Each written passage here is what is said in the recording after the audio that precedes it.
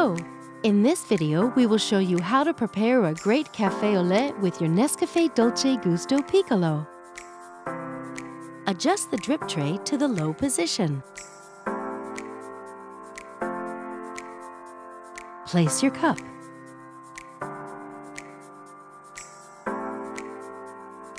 On this capsule, 6 bars means that preparation time is about 30 seconds.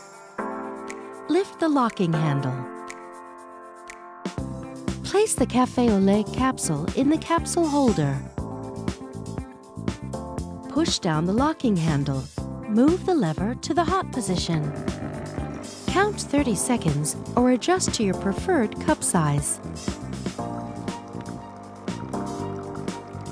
Move the lever back to the stop position. Once the coffee flow has stopped, the power button blinks red. Don't lift the locking handle until the power button turns green.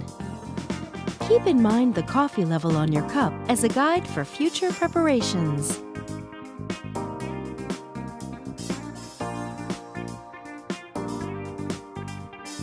Remove the capsule.